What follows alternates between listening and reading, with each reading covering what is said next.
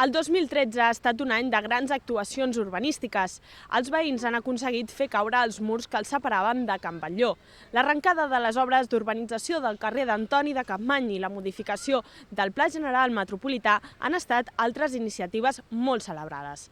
En canvi, hi ha altres projectes com la reforma del Mercat de Sants o la construcció del nou barri de la Marina que han generat més polèmica. Comença l'Infobarris.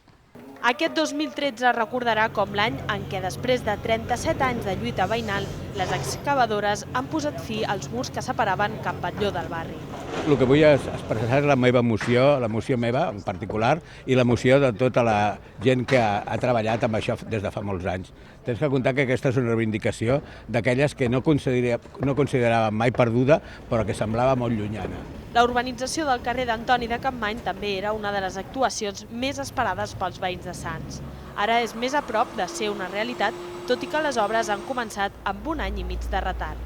Per interessos de l'Ajuntament actual es va presentar un nou projecte, el qual va ser motiu de conflicte perquè els veïns no el volien i evidentment ara sí que estem ja una miqueta veient el final del que serà el nostre carrer, tot i que no estarem exempts de sorolls, de molèsties, però bueno, benvingudes siguin les obres i que s'acabin aviat.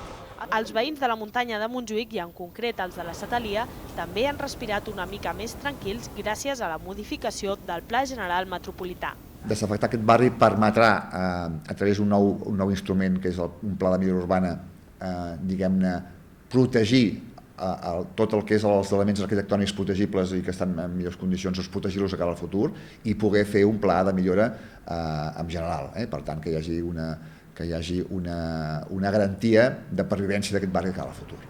Una altra zona del districte en plena transformació és la Marina. Aquí hi haurà un nou barri amb una extensió equivalent a 40 illes de l'Eixample. Però no tothom n'està satisfet.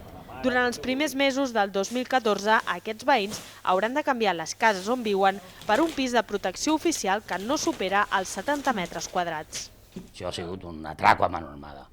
No hi ha una lògica comparativa amb el que tu tens i el que et volen donar. M'entens? Llavors, estem en judici i veurem aviam com sortirà la cosa. Insatisfacció també entre els comerciants dels entorns del Mercat de Sants.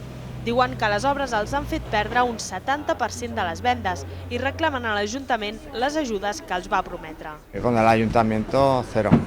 Nos hemos cansado de pedirles y para nada. O sea, lo único que hacen es que perdemos el tiempo, ni para adelante ni para atrás. La única ventaja es esperar que el mercado funcione de nuevo y nada más. Per saber-ho, caldrà esperar la inauguració del nou Mercat de Sants, prevista per a l'abril del 2014. Una situació ben diferent és la que viu un altre mercat, el d'Hostafrancs. Aquest any ha fet 125 anys i tot i que durant aquest temps algunes parades han abaixat la persiana, avui encara hi ha 100 establiments que treballen per defensar la continuïtat d'un dels símbols més importants del barri.